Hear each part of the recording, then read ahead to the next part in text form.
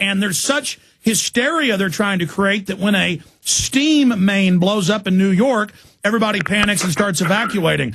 That when a gas main blows up in New Jersey, everybody panics. There's now been a bomb threat. Put that back on screen. They've diverted a plane with a supposed Flight 741 diverted to Utah after bomb threat. And so we'll have more and more of this fake federal stuff. Before the anthrax attacks, the feds did drills, this was declassified, where they mailed fake anthrax to hundreds of federal locations to create a system of mind control and fear in their own minions before the feds themselves mail the most weaponized anthrax ever seen. And then I said in the last year, they're clearly prepping Austin for stage terror attacks.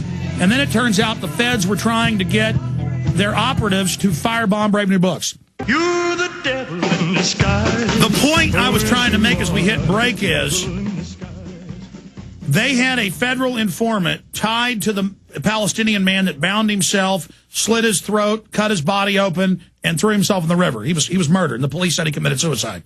It's like up in the Arkancides when people would cut their arms and legs off and blow their own heads off and bound their bodies, and the police would say they killed themselves.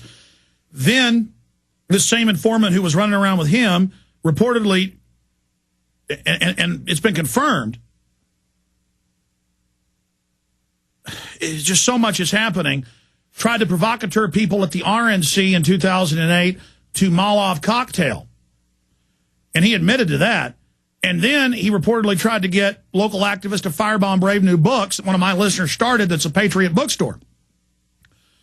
And with the firebombing of the governor's mansion, that was clearly an inside job. I've said I believe Austin's going to be the target of the next false flag. And they're now saying this was a terror attack. They're almost sure against the IRS building. And then meanwhile, I knew if we saw a bunch of stuff happen, this is staged. United Flight diverted to DIA after passenger attempts to open door in midair. This just came out. Flying out of D.C. to Las Vegas. Tried to depressurize it. That's Associated Press and Huffington Post and Denver Post. Here's another one. Flight diverted to Salt Lake after bomb threat. David, it appears a massive psyop is being launched. There's no way and they had 2 airplanes crash yesterday, one into the car manufacturing building, the Tesla building, knocking out power, to Palo Alto. We now have a plane crash yesterday into a neighborhood in the panhandle of Texas, Amarillo. I mean, what is going on, David?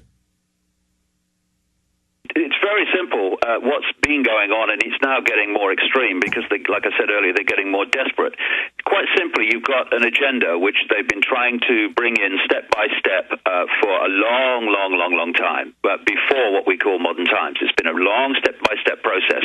We're just seeing the end game coming up to it now, the end that they want to bring about, which is a global fascist dictatorship and a robotic, mind-controlled, microchipped, machine-like humanity and world government and centralized control of everything, et cetera, et cetera. So that's the agenda. Then running alongside that is what I've been calling for years the movie.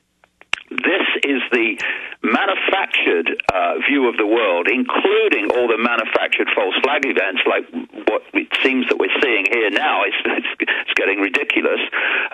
This is the movie to sell the agenda to the public and to justify its introduction. And because the public now, not in everybody or nearly everybody, my goodness, if only, but increasingly vast numbers of people are starting to see the movie for what it is, a movie, something for public consumption and public perception manipulation. As a result, they're getting more desperate. Oh my God, we better up the ante. And so, and the other thing that happens as a result of that, Alex, is that it becomes more and more blatant. I mean, they think it's something that is they need to do, and something that's good, and something that will advance their agenda quicker.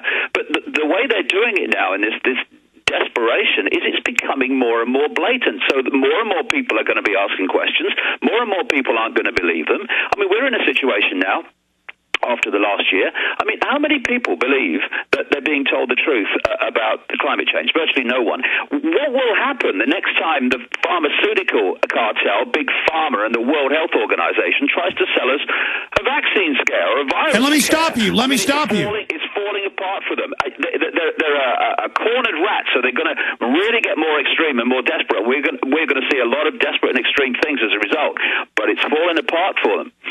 Well, David, I wanted to back you up.